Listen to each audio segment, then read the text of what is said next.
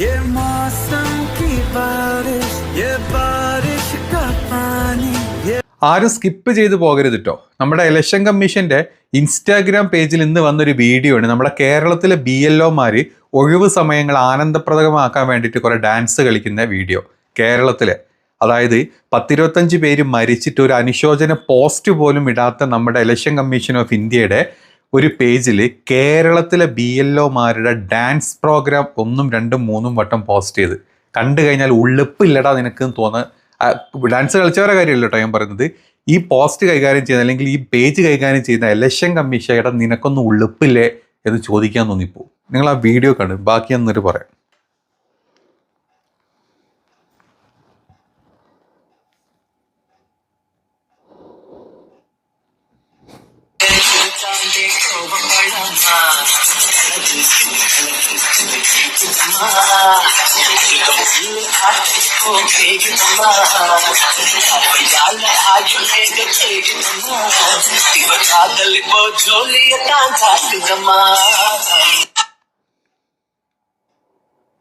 ഇത് കേരളത്തിൽ ഏതാണ്? Smart election office, Edachery village. എങ്ങനെയുണ്ട്? പോസ്റ്റ് ഇടുന്നതിനും പോസ്റ്റ് ഇടാണ്ടതിനും നമ്മൾ ഒരു 100 കാര്യങ്ങൾ 100 ക്വസ്റ്റ്യൻസ് ഈ പറഞ്ഞ ഇലക്ഷൻ കമ്മീഷനോട് ചോദിച്ചിട്ട് SIRന്റെ കാര്യങ്ങളും അതല്ലാണ്ട് ഈ പറഞ്ഞ വോട്ട് ചോരിയുടെ കാര്യങ്ങൾ ചോദിച്ചിട്ട് ഒരു പോസ്റ്റ് പോലും ഇടാൻ പേടിച്ച് ഇലക്ഷൻ കമ്മീഷന്റെ പേജിൽ വന്ന പോസ്റ്റുകളാണ് ഇതൊക്കെ. ഇത്രയും പേര് 10-25 പേര് കഴിഞ്ഞ് 10-20 ദിവസം കൊണ്ട് മരിച്ചു കഴിഞ്ഞ് അതിൽ എത്ര ആത്മഹത്യകൾ വന്നു. ഈ ആത്മഹത്യകൾ ഇന്നും വന്നിട്ടുണ്ട്. ഇന്നും എവിടെ UP എവിടുന്ന് നിങ്ങൾ കണ്ട ഒരാൾ കരഞ്ഞുകൊണ്ട് പറയുന്ന ഒരു വീഡിയോ കണ്ടിട്ടുണ്ട്. അത്രയും വീഡിയോ വന്ന സമയത്ത് പോലും ഇതുപോലത്തെ ഒരു പോസ്റ്റ് ഇടാൻ കാണിച്ച ആ ഇലക്ഷൻ കമ്മീഷന്റെ പേജ് ഹാൻഡിൽ ചെയ്യുന്ന അല്ലെങ്കിൽ ഈ ഒരു ഡിപ്പാർട്ട്മെന്റിന്റെ മേലുദ്യോഗസ്ഥന്മാർ ആരാണെങ്കിലും ഒരിത്തിരി പോലും ഉളുപ്പില്ലാത്ത ചെറ്റകളാണെന്ന് തോന്നിപ്പോകുന്നത് കണ്ടു കഴിഞ്ഞാൽ. സത്യമാണ്. ഇതാണോ നമ്മുടെ നിനക്കൊന്നും അറ്റ്ലീസ്റ്റ് ഈ പറഞ്ഞ ഏതെങ്കിലുമൊക്കെ മരിച്ച ആൾക്കാർക്ക് ഒരു അനുശോചനം ഇട്ടിരുന്നെങ്കിൽ, എന്തെങ്കിലും ഒരു പോസ്റ്റ് അങ്ങനത്തെ ഒരു റിലേറ്റഡ് പോസ്റ്റ് ഈ പറഞ്ഞ പേജുകളിൽ എവിടെയെങ്കിലും ഇട്ടിരുന്നെങ്കിൽ ഒരു ഉളുപ്പുണ്ടെന്ന് പറയുന്നത്. അതല്ലാതെ ഇതാണ് നമ്മുടെ ഇലക്ഷൻ കമ്മീഷൻ, അതായത് സെലക്ഷൻ കമ്മീഷൻ. നമ്മുടെ BJP സർക്കാരിന് വേണ്ടിയിട്ട് ആസനം വരെ നക്കി കൊടുക്കുന്ന നമ്മുടെ നാട്ടിലെ സെലക്ഷൻ കമ്മീഷന്റെ പേജിന്റെ അവസ്ഥ എടുത്ത് എന്നിട്ടാണ് ഇവർ പറഞ്ഞുകൊണ്ടിരിക്കുന്നത്. എന്തുകൊണ്ടാണ് ഇന്ന് നമ്മുടെ പ്രധാനമന്ത്രി ഇന്നത്തെ പാർലമെന്റ് സമ്മേളനത്തിന്റെ സമയത്ത് തുടക്കത്തിൽ തന്നെ ഒരു മുൻകൂർ ജാമ്യം എന്ന പോലെ നിങ്ങൾ ഡ്രാമ കളിക്കാൻ ഇങ്ങോട്ട് വരേണ്ട പ്രതിപക്ഷം, അതെങ്കിൽ ഡ്രാമ കളിച്ചിട്ട് അല്ലെ ബീഹാറിലെ തോൽവി കാരണം ഇവിടെ വന്ന് ഡ്രാമ ചോദ്യങ്ങളൊന്നും ചോദിക്കേണ്ടെന്ന്. ड्रामा करने के लिए जगह बहुत होती है, जिसको करना है करते रहे. यहाँ ड्रामा नहीं, डिलीवरी होनी चाहिए. ഏതായിരുന്നു ഡ്രാമ ചോദ്യങ്ങള്? ഡൽഹിയിലെ പൊല്യൂഷൻ ആയിരുന്നോ ഡ്രാമ ചോദ്യങ്ങള്? SIR കാരണം ആളുകൾ മരിക്കുന്നതായിരുന്നോ ഈ പറഞ്ഞ ഡ്രാമ ചോദ്യങ്ങള്? അല്ലെങ്കിൽ SIR കാരണം ലക്ഷക്കണക്കിന് ആളുകളെ നമ്മുടെ വോട്ടർ ലിസ്റ്റിൽ നിന്ന് വട്ട് ചെയ്ത് കളയുന്നതായിരുന്നോ ഡ്രാമ ചോദ്യങ്ങള്? ഇനി അതൊക്കെ പോട്ടെ, നമ്മുടെ എന്താ പറയുക, ഈ ഒരു വോട്ട് കളവിന്റെ വിത്ത് എല്ലാ പ്രൂഫുമായിട്ട് നിങ്ങളുടെ മുമ്പിലോട്ട് വെച്ച് തന്നത് ഇതായിരുന്നോ ഡ്രാമ ചോരി എന്ന് പറയുന്നത്? ഇതാണോ നമ്മുടെ നാട്ടിന്റെ GDP? മോദിജി പൊക്കി കാണിച്ച GDP അല്ല, യഥാർത്ഥത്തിൽ നമ്മുടെ പണപ്പെരുപ്പും അതുപോലെ തന്നെ $to റുപ്പീസിന്റെ പൈസ കിടക്കുന്ന 90-ല്. ഇതൊക്കെയായിരുന്നു ചർച്ച ചെയ്യേണ്ടിയിരുന്ന വിഷയങ്ങൾ, രാജ്യം ഇപ്പം അഭിമുഖീകരിക്കുന്ന വിഷയങ്ങൾ. താരിഫിന്റെ ഇഷ്യൂ വന്ന് നമ്മൾ മുട്ടുമടക്കി, അത് തന്നെ മുട്ടുമടക്കി, US പറഞ്ഞ പോലെ നമ്മൾ മുട്ടുമടക്കി. ഒരു വലിയ അറ്റാക്ക് നടന്ന് നമ്മുടെ എന്താ പറയുക, ഇവിടെ റെഡ് ഫോർട്ടിന്റെ ബ്ലാസ്റ്റ് നടന്ന്. ഇതൊക്കെയായിരുന്നു ചർച്ചാ വിഷയങ്ങളായിട്ട് കോൺഗ്രസ് മുന്നോട്ട് വെച്ച്. ഇതിൽ ഏതെങ്കിലും ഒന്ന് ചർച്ച ചെയ്തോ? ഇല്ല. ആദ്യമേ അങ്ങ് പറഞ്ഞു ഇതൊക്കെ ഡ്രാമയാണ്. പിന്നെ മോദിജി അയക്കുന്ന ഡ്രാമ ഇല്ലാത്ത കാര്യങ്ങൾ എന്താണ്? രാമക്ഷേത്രം ഉണ്ടാക്കലോ, ശിവക്ഷേത്രം ഉണ്ടാക്കലോ, അല്ല അമ്പലം പൊളിക്കലോ, അല്ല പള്ളി പൊളിക്കലോ, അതല്ലെങ്കിൽ കൊടി പൊക്കലോ? ഇതൊക്കെയാണോ നിങ്ങളുടെ ചർച്ച ചെയ്യേണ്ട വിഷയങ്ങൾ? പാർലമെന്റിൽ ചർച്ച ചെയ്യേണ്ട വിഷയങ്ങൾ ഇതാണോ? അതല്ല നിങ്ങൾക്ക് തോന്നിയ പോലെയുള്ള നിയമങ്ങളിലെ മാറ്റങ്ങൾ വരുത്താൻ വേണ്ടി നിയമ ഭേദഗതികൾ കൊണ്ടുവരാൻ വേണ്ടിയിട്ട് പുതിയ ബില്ലുകൾ പാസ്സാക്കുന്നതാണോ നിങ്ങളുടെ ഇത്ര കഷ്ടപ്പെട്ട് അല്ലെങ്കിൽ ഇഷ്ടപ്പെടുന്ന കാര്യങ്ങൾ? ഇതൊക്കെയാണോ? ഒരു സാധാരണ മനുഷ്യനെ നിങ്ങൾ കൂടിയത് ഡൽഹിയിലെ പാർലമെന്റ് മന്ദിരത്തിലല്ലേ? ഏകദേശം 1000 കോടി 950 കോടിയോളം ചെലവിട്ടുണ്ടാക്കിയ ആ ഒരു പാർലമെന്റ് മന്ദിരത്തിന് എന്തെങ്കിലുമൊക്കെ ഒരു ഉപകാരം വേണ്ടേ ആൾക്കാർക്ക്? അവിടെയൊക്കെ നിങ്ങളൊക്കെ പ്രതിഷ്ഠിച്ചിട്ടുണ്ടെങ്കിൽ ഈ പറഞ്ഞ ആൾക്കാരുടെ, ഈ സാധാരണ ജനങ്ങൾ, ഈ പറഞ്ഞ ഡൽഹിയിൽ മൂക്കും പൊത്തിട്ടാണ് മോദിജി വരെ നടക്കുന്നത്. അതല്ലെങ്കിൽ പാർലമെന്റിന്റെ അകത്തും മറ്റ് സകല മന്ത്രിമാരുടെ ഓഫീസുകളിലും അവിടെ എയർ പ്യൂരിഫയർ വെച്ചിട്ടാണ് ഇവന്മാരൊക്കെ നെളിഞ്ഞിരിക്കുന്നത്. എന്നിട്ട് അത് ചർച്ച ചെയ്യേണ്ട, അത് ചർച്ച ചെയ്യാൻ വേണ്ടി ലിസ്റ്റ് കൊടുത്തപ്പം അതങ്ങ് തള്ളി വെച്ചു. അതായത് നമ്മൾ കണ്ട ഈ പാർലമെന്റ് സെഷനിൽ ഏറ്റവും ചുരുങ്ങിയ പാർലമെന്റ് വെറും 15 ദിവസത്തിൽ ചുരുക്കിയത് എന്തുകൊണ്ടാണ് അറിയോ? നമ്മൾ ഇസ്ലാമോഫോബിയ എന്ന് പറഞ്ഞ പോലെ BJPക്ക് ഇപ്പം ഏറ്റവും വലിയ ഫോബിയ എന്താണോ? Parliament phobia. പേടിയാണ് പാർലമെന്റ് ചോദ്യങ്ങൾ ചോദിക്കുന്നത്. പാർലമെന്റ് ചോദ്യങ്ങൾ വരും, ചോദ്യങ്ങൾ ചോദിക്കും. അതുകൊണ്ട് തന്നെ പ്രതിപക്ഷം മുന്നോട്ട് വെക്കുന്ന ഒരു ചർച്ചയ്ക്ക് എടുക്കാണ്ട് തോന്നിയ പോലെ അങ്ങ് ഞങ്ങൾക്ക് നിൽക്കും. അങ്ങനെ പ്രതിപക്ഷം അതിനെതിരെ സംസാരം ഉണ്ടാക്കുന്ന സമയത്ത് നമ്മൾ സഭ നിർത്തിവെക്കും. എന്നിട്ട് കുറ്റം പ്രതിപക്ഷം സഭ നിർത്തിവെപ്പിച്ചു. പ്രതിപക്ഷം ചോദിച്ച ചോദ്യങ്ങൾ എന്താണെന്നും ചോദിക്കാൻ പറഞ്ഞ ചർച്ചകൾ എന്താണെന്നും മുന്നോട്ട് പറയാണ്ട് പ്രതിപക്ഷം ചർച്ച നിർത്തിവെച്ചതുകൊണ്ട്, അല്ലെങ്കിൽ സഭ അലങ്കോലമാക്കിയത് കൊണ്ട് ഞങ്ങൾ ഈ പറഞ്ഞ ഒന്നും ചെയ്യാൻ ഞങ്ങൾക്ക് പറ്റുന്നില്ല. ഇതാണ് പാർലമെന്റ് ഫോബിയ, പ്രസ് ഫോബിയ. ഇതിന്റെ മുമ്പിലൊന്നും വരാറില്ല. ഗോദി മീഡിയന്റെ മുമ്പിൽ മാത്രമേ BJP മന്ത്രിമാരും നേതാക്കന്മാരും വന്ന് ഇരിക്കാറുള്ളൂ. അല്ലാത്ത ഒരു പ്രസിന്റെ മുമ്പിലും പോയി ഇരിക്കില്ല. എന്താ പറയുക, നട്ടല് വളയും, കിടുങ്ങാമണി വിറയ്ക്കും. അത് മോദിജിയുടെ ആണെങ്കിലും വേണ്ടില്ല, ഈ പറഞ്ഞ കൂട്ടത്തിലുള്ള ഏത് സംഖ്യകളുടെ ആണെങ്കിലും വേണ്ടില്ല. പ്രസ് ഫോബിയ, പാർലമെന്റ് ഫോബിയ, അങ്ങനത്തെ ഒരുപാട് ഫോബിയകളിൽ ജീവിച്ചു പോകുന്ന ഒരു കൂട്ടരാണ് ഇവർ.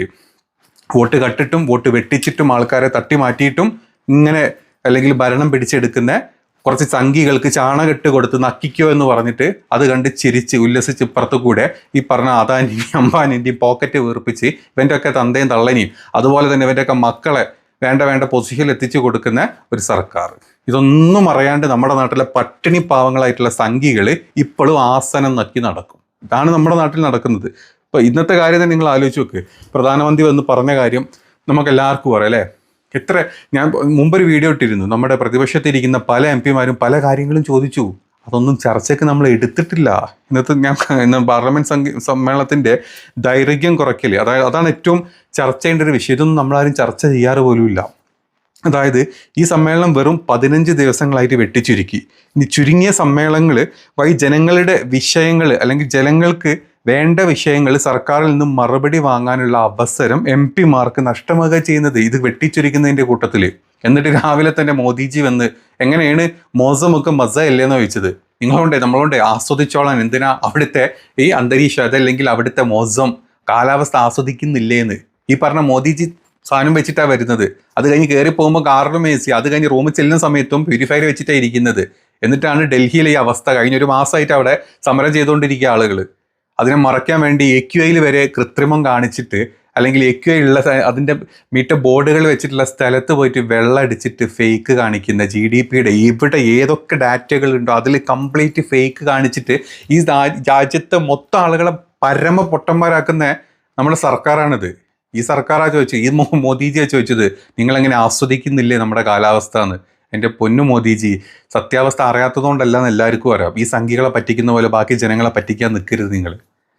നിങ്ങൾ ഈ പാർലമെന്റിന്റെ സമയം ചുരുക്കിയത് തന്നെ നിങ്ങളോടുള്ള ചോദ്യങ്ങളുടെ എണ്ണം ചുരുക്കാൻ വേണ്ടിയിട്ടാണ്. ഇനി ചോദ്യങ്ങൾ ചോദിച്ചു കഴിഞ്ഞാൽ തന്നെ നിങ്ങൾ അത് സമ്മതിക്കുന്നില്ല, അല്ലെങ്കിൽ നിങ്ങൾ അതിനുള്ള ആൻസർ തരുന്നില്ല, അല്ലെങ്കിൽ നിങ്ങൾ അത് ചർച്ചയ്ക്ക് വെക്കുന്നില്ല. പേടിയാണ് നിങ്ങൾക്ക്, പാർലമെന്റിന്റെ പേടിയാണ് നിങ്ങൾക്ക്, അവിടുത്തെ ബാക്കിയുള്ള പ്രതിപക്ഷ പാർട്ടിയിലിരിക്കുന്ന MP-മാരെ പേടിയാണ്, ജനങ്ങളെ പേടിയാണ്. സംഖ്യകളെ മാത്രം സുഖിപ്പിച്ചാണ് നിങ്ങൾ ഈ രാജ്യം ഭരിച്ചുകൊണ്ടിരിക്കുന്നത്. രാജ്യത്തിന്റെ അയൽ രാജ്യങ്ങൾ മൊത്തം എതിരായി. കംപ്ലീറ്റ് ഫോറിൻ പോളിസീസ് തിരിഞ്ഞുകുത്തി. സകല സ്ഥലത്തും ഏത് നാട്ടിൽ ചെന്ന് കഴിഞ്ഞാൽ ഇന്ത്യക്കാരെന്ന് പറഞ്ഞാൽ മൂക്ക് പൊത്തി ജീവിക്കുന്ന ആൾക്കാരായി അവിടെയുള്ള ആൾക്കാർ. ഇന്ത്യ എന്ന് പറഞ്ഞാൽ തന്നെ ഒരു വൃത്തികെട്ട ചൊവയും നോട്ടം നോക്കുന്ന അവസ്ഥയിലോട്ട് ഇന്ത്യനെ 10 കൊല്ലം കൊണ്ട് എത്തിച്ചു തന്നു നിങ്ങൾ. ഇത് കാണുന്ന ഓരോ സാധാരണ ജനങ്ങളും നിങ്ങൾ കണ്ടോ, ഇത്രയും കാലം അതായത് പത്രങ്ങളുടെ മുമ്പിൽ വരാൻ പഠിച്ച അല്ലെങ്കിൽ പേടിച്ച മോദിജി ഇനി പാർലമെന്റിൽ വരുന്നതും കുറച്ചിട്ടുണ്ട്. നിങ്ങൾക്കറിയാം 10 വർഷത്തിൻ്റെ ഇടയ്ക്ക് എത്ര പ്രാവശ്യമാണ് മോദിജി പാർലമെന്റിൽ വന്നിട്ടുള്ളതെന്ന്. അത് എത്രയോ ചുരുങ്ങിയിട്ടുണ്ട്. ഇനി പാർലമെന്റിന്റെ സമയക്രമങ്ങൾ വരെ ചുരുക്കിക്കൊണ്ടിരിക്കുകയാണ്. ഇനി പാർലമെന്റ് എന്നുള്ള ഒരു ശബ്ദത്തെ മാറ്റി നമ്മൾ മോദിജി അല്ലെങ്കിൽ BJP ഹൗസിലോ അതല്ലെങ്കിൽ മോദിജിയുടെ അല്ലെങ്കിൽ BJPയുടെ പ്രധാനമന്ത്രി ആരാണ് അവരെ വീട്ടിലിരുന്ന് കാര്യങ്ങൾ തീരുമാനിക്കുന്ന രീതിയിലോട്ട് ഈ പറഞ്ഞ രാമരാജ്യമൊക്കെ ഇവിടെ വരും. ആ രാമരാജ്യമൊക്കെ വരുമ്പം ഈ കൂട്ടത്തിൽ ഏറ്റവും താഴത്ത് നിൽക്കുന്ന അല്ലെങ്കിൽ ബ്രാഹ്മണിക്കൽ എന്താ പറയുക സവർണ ചിന്താഗതി അല്ലാത്ത ഹിന്ദുക്കളൊക്കെ ഉണ്ടല്ലോ, ഇവരെ താങ്ങി നടക്കുന്നത് നിങ്ങളൊക്കെ പട്ടിണി കിടന്ന് ചാവും. ഓൾറെഡി പട്ടിണിയാണ്, ഇനി അതിലൊരു മാറ്റം വരാനും പോകുന്നില്ല. പട്ടിണി കിടന്ന് നരകിച്ച് ചാണക പുഴുക്കളെ പോലെ ചാവുമ്പോഴേക്കും നീയൊക്കെ കണ്ണ് തുറക്കുക. അല്ലെ ചാവുന്ന നേരത്തെ അന്ത്യശ്വാസം വലിക്കുമ്പോൾ ഒരു കണ്ണുവലിയുണ്ട്, തമ്പുരാൻ ഇത്രയും കാലം എന്നെ പറ്റിച്ചല്ലോ എന്നല്ലേ. ആ അവസ്ഥയിലോട്ടാണ് നിങ്ങളൊക്കെ എത്താൻ പോകുന്നത്. ഓരോന്നായിട്ട് കട്ട് ചെയ്തുകൊണ്ടിരിക്കുക, ഓരോന്നായിട്ട് സ്റ്റോപ്പ് ചെയ്തുകൊണ്ടിരിക്കുക. ഈ ജനാധിപത്യത്തിൻ്റെ അടുത്തോട്ട് പോകുന്ന എല്ലാ കാര്യങ്ങളും നമ്മൾ സ്റ്റോപ്പ് ചെയ്തുകൊണ്ടിരിക്കുക. ഏറ്റവും ബേസ് ആയിട്ടുള്ള തെരഞ്ഞെടുപ്പ് നമ്മൾ അട്ടിമറിച്ച് തുടങ്ങി. ഇനി നമ്മൾ ബാക്കിയുള്ള പൈസ വെച്ചിട്ട് ബാക്കി ആൾക്കാരെ അല്ലെങ്കിൽ വോട്ട് വാങ്ങിച്ചു തുടങ്ങി. പിന്നെ വോട്ട് ചെയ്യണം എന്ന് ആഗ്രഹമുള്ളവരുടെ വോട്ട് നമ്മൾ കട്ട് ചെയ്ത് തുടങ്ങി. ഇനി ഇതൊക്കെ ചോദ്യം ചെയ്യുന്ന പാർലമെന്റിന്റെ സമയം നമ്മൾ കട്ട് ചെയ്തു. ഇനി ഇതൊക്കെ ചോദിക്കണം എന്ന് പാർലമെന്റിൽ പറഞ്ഞു കഴിഞ്ഞാൽ നമ്മൾ ആ ഒരു ചോദ്യോത്തര വേള തന്നെ ഇല്ലാണ്ടാക്കി. ഇനി അതിനെ എതിർത്ത് ഈ പറഞ്ഞ പ്രതിപക്ഷം വന്നു കഴിഞ്ഞാൽ അപ്പം തന്നെ സഭ സ്റ്റോപ്പ് ചെയ്ത് പ്രതിപക്ഷത്തിന്റെ തലയിലേക്ക് കുറ്റിട്ടെടുത്ത് നമ്മൾ അവിടെ നിന്ന് ഇറങ്ങി ഓടും. അവസാനം ഈ പാർലമെന്റ് പൂട്ടിക്കിട്ടും. എന്നിട്ട് BJPയുടെ സെൻട്രലിൽ കുത്തിരുന്നിട്ട് അവർ പറയുന്ന പോലെ തോന്നിയ പോലെ അവർ ഭരണവും മാറ്റി തോന്നിയ പോലെ ഇതും മാറ്റിയിട്ട് ഈ രാജ്യം കുട്ടിച്ചോറാക്കും. അതുപോലെ നിങ്ങൾ ഇന്നലെ എത്ര പേര് കണ്ടു എന്നറിയില്ല, ബംഗാളിൽ നടക്കുന്ന SIRും അതിൻ്റെ കൂടെ CAA ക്യാമ്പയിനും കൂടെ ഒരുമിച്ച് കൊണ്ടുപോകുന്ന ഒരു അവസ്ഥ നിങ്ങൾ ആരെയും കണ്ടിരുന്നോ? അവിടുത്തെ ഡീറ്റെയിൽസ് അവിടെ ഒരു ഹിന്ദു കാർഡ് എന്ന് പറഞ്ഞ സംഭവം ഇറക്കിയിട്ടുണ്ട് ഇവന്മാർ. അത് BJPക്കാർ ഇറക്കിയതാ, സംഘികൾ ഇറക്കിയിട്ടില്ല. ഈ ഹിന്ദു കാർഡിന്റെ പ്രത്യേകത എന്നല്ല, ഇതിന്റെ സാമ്പത്തിക രാഷ്ട്രീയമാനാ പറയുന്നത്. അതായത് ബംഗ്ലാദേശിൽ നിന്നിട്ടും വരുന്ന പൗരന്മാര് പൗരത്വത്തിന്റെ കാര്യത്തിൽ ആശങ്കയുള്ളത് കൊണ്ട് മാധുവ സമുദായത്തെ ലക്ഷ്യമിട്ടാണ് ഈ ക്യാമ്പയിനുകൾ ഏറ്റവും കൂടുതൽ അവിടെ നടക്കുന്നത്. അതായത് മാധ്യമ റിപ്പോർട്ട് പ്രകാരം 100 രൂപ മുതൽ 800 രൂപ ഫീസാക്കിയിട്ട് ഹിന്ദു കാർഡ് കൊടുക്കുക. എന്താ അവരോട് പറയുന്നവരോ, ഈ കാർഡ് ഹിന്ദു കാർഡ് നിങ്ങൾ ഇത്രയും പൈസ കൊടുത്ത് വാങ്ങുകയാണെങ്കിൽ നിങ്ങൾക്ക് ഓട്ടോമാറ്റിക്കലി നിങ്ങൾ SIRൽ ചേർത്തും. അത് മാത്രമല്ല, അതിൻ്റെ ഒരു ഫീസിൻ്റെ ഒരു സ്റ്റൈൽ തന്നെ വേറെ ഉണ്ട്. അതായത് ഈ ഫീസിൽ സത്യവാങ്മൂലം അഫിഡവിറ്റിനുള്ള തുക 300, ഫോം പൂരിപ്പിക്കാനുള്ള തുക 250, ഫോമിൻ്റെ വില 50 രൂപ, ഹിന്ദു സർട്ടിഫിക്കറ്റിന് 100 രൂപ, മധുവ കാർഡിന് 100, അതായത് ടോട്ടൽ വരുമ്പോൾ ഏകദേശം 800 രൂപ വരുന്ന ഹിന്ദു കാർഡ് നിങ്ങൾക്ക് അടുത്ത് തരും. കാർഡ് കൊണ്ടുവന്നു കഴിഞ്ഞാൽ SIRും ഉണ്ട്, നിങ്ങൾക്ക് പൗരത്വം ഉണ്ട്. ഇങ്ങനെ വരെ ജനങ്ങളെ പിഴുന്ന ഒരു സർക്കാരും അല്ലെങ്കിൽ ഇങ്ങനെ ജനങ്ങളെ പിഴുന്ന ഒരു പാർട്ടിയായിട്ട് മാറിയിട്ടുണ്ട്. ഇനി ഈ കാർഡ് ലഭിച്ചു കഴിഞ്ഞാൽ SIR പ്രക്രിയയിൽ വോട്ടർ പട്ടികയിൽ നിന്നും പേര് നീക്കം ചെയ്യില്ല. ഓക്കെ, ഈ കാർഡ് കിട്ടിയില്ലെങ്കിൽ നിങ്ങളുടെ പേര് നീക്കം ചെയ്യില്ല എന്നാ പറഞ്ഞത്. പൗരത്വം ഉറപ്പാക്കും ചെയ്യാം നിങ്ങൾക്ക്. ഇനി അത് മാത്രമല്ല, ഈ കാർഡിൽ കേന്ദ്രമന്ത്രി ശാന്തനു ഠാക്കൂർ ഉണ്ട്, BJP. പിന്നെ BJPയുടെ മറ്റൊരു MLA ആയിട്ടുള്ള സുബ്രതോ ഠാക്കൂർ ഉണ്ട്. ഇവരുടെ പേരും ഇവരുടെ ഡീറ്റെയിൽസും ഒക്കെ ഇതിൻ്റെ സിഗ്നേറ്ററിയിലുള്ളത് ഈ കാർഡിൻ്റെ. എങ്ങനെയുണ്ട്? ഇതാണ് നമ്മുടെ നാട്ടിൽ അവസ്ഥ. നമ്മുടെ കേരളത്തിൽ നിൽക്കുന്ന മലയാളികളെ നിങ്ങൾക്ക് അറിയാത്തതുകൊണ്ടാണ് ഈ ഉത്തരേന്ത്യയിൽ ചെല്ലുമ്പോൾ ഹിന്ദു കാർഡും കൊണ്ട് ഇവന്മാർ വരുന്നത്, അല്ലെങ്കിൽ ജയശ്രീറാം കാർഡും കൊണ്ട് വരുന്നത്, രാമ കാർഡും കൊണ്ട് വരുന്നത്. നമ്മൾ വളരെ സിമ്പിളായിട്ട് കാണുന്ന കുറേ കാര്യങ്ങൾ, അവിടെ വന്ന ആളുകളെ പച്ചക്ക് ഇവന്മാർ കൊല്ലുന്നതിൻ്റെ അവസ്ഥ ഇങ്ങനെയൊക്കെയാണ്. ഇതിനെതിരൊന്നും നമ്മുടെ തെരഞ്ഞെടുപ്പ് കമ്മീഷനോ അല്ലെങ്കിൽ നമ്മുടെ സർക്കാരിനൊന്നും വാ പൊളിക്കാൻ പറ്റുന്നില്ല. എന്തുകൊണ്ടാണ് ഈ പറഞ്ഞ സ്ഥലങ്ങൾ ഒരു ഏറ്റവും സിമ്പിളായിട്ടൊരു കാര്യം പറയാം. അതായത് ബംഗാളിൽ ഇത്ര സ്ട്രോങ് ആയിട്ട് SIR നടപ്പാക്കണം, തൊട്ടപ്പുറത്തുള്ള അസാമിൽ അത് വേണ്ട. അവിടെ തീവ്ര പരിഷ്കരണമില്ല, അവിടെ നോർമൽ പരിഷ്കരണം മാത്രമേ ഉള്ളൂ. കാരണം അവിടെ CAA നടപ്പുണ്ട്. അപ്പോൾ അതിൻ്റെ അടിസ്ഥാനത്തിൽ നമുക്ക് വോട്ട് കൊടുക്കാമെന്നാണ് പറഞ്ഞത്. അവിടെ മാത്രമല്ല, നിങ്ങൾ അതിൻ്റെ അടുത്തേക്ക് എടുത്തു കഴിഞ്ഞാൽ അതിൻ്റെ അപ്പുറത്തുള്ള ഏത് സ്പേസ് എടുത്തു കഴിഞ്ഞാലും അസാമിലും മറ്റുള്ള സ്ഥലങ്ങളിലൊക്കെ എടുത്തു കഴിഞ്ഞാൽ SIR വേണ്ടാന്നാണ് വെച്ചത്. എന്താ, പ്രതിപക്ഷ പാർട്ടികൾ ഭരിക്കുന്ന സ്ഥലം. അപ്പോൾ അത് കേരളം വന്നു കഴിഞ്ഞാൽ, തമിഴ്നാട് വന്നു കഴിഞ്ഞാൽ, ഈ പറഞ്ഞ ബംഗാളൊക്കെ വന്നു കഴിഞ്ഞാൽ ഇവന്മാർ അവിടെ SIR കൊണ്ടുവരും, SIR സ്ട്രോങ് ആക്കും. അതുപോലെ തന്നെ UP എന്തുകൊണ്ട് നിങ്ങൾ ചിന്തിക്കുന്നുണ്ടോ? കാരണം UPയിൽ 2024 ലോക്സഭാ ഇലക്ഷനിൽ തൂത്തുവാരിയത് കോൺഗ്രസ് അല്ലെങ്കിൽ ഇന്ത്യ മുന്നണിയായിരുന്നു. അപ്പോൾ അന്ന് കുറച്ച് വോട്ട് അങ്ങനെ പോയിട്ട്, അപ്പോൾ അവന്മാരെ കട്ട് ചെയ്യണമെങ്കിൽ UP നമുക്ക് ഇതിൽ ആഡ് ചെയ്തേ പറ്റുള്ളൂ. ബീഹാറും അതുപോലെ തന്നെ ആയിരുന്നു. ബീഹാറിൽ ഇപ്രാവശ്യം ജയിക്കും എന്നുള്ള ഉറപ്പ് ഇന്ത്യ ബ്ലോക്കിനുള്ളത് കൊണ്ട് തന്നെ അവിടെ SIR ഫസ്റ്റ് കൊണ്ടുവന്ന് അവിടെ നിന്ന് ആരും വോട്ട് കട്ട് ചെയ്തത്. ഇങ്ങനെ ഓരോന്നും എടുത്തു നോക്കിക്കഴിഞ്ഞാൽ അവിടെ പ്രോപ്പറായിട്ടുള്ള പ്രൊപ്പഗണ്ട അജണ്ട വെച്ചിട്ടാണ് ഈ SIR നടത്തിക്കൊണ്ടിരിക്കുന്നത്. ഇതറിയാത്തത് കൊണ്ടല്ല, നമ്മുടെ മണ്ടന്മാരാക്കിക്കൊണ്ടിരിക്കുകയാണ്. സുപ്രീം കോടതിയാണെങ്കിലും ഏത് കോടതിയാണെങ്കിലും ഇന്ന് SIR താൽക്കാലികമായി മാറ്റി വെച്ചോ? ഇല്ല, നടത്താൻ തന്നെ സുപ്രീം കോടതി തീരുമാനിച്ചത്. അങ്ങനെ തീരുമാനിക്കുകയുള്ളൂ. ഇനി ഇവിടെ നിന്ന് അങ്ങോട്ട് പോകാനില്ലല്ലോ, അവിടെ കഴിഞ്ഞല്ലോ അല്ലേ. കേസുമായിട്ട് പോയാൽ സുപ്രീം കോടതിയിലെത്തി, സുപ്രീം കോടതി തീരുമാനാക്കി.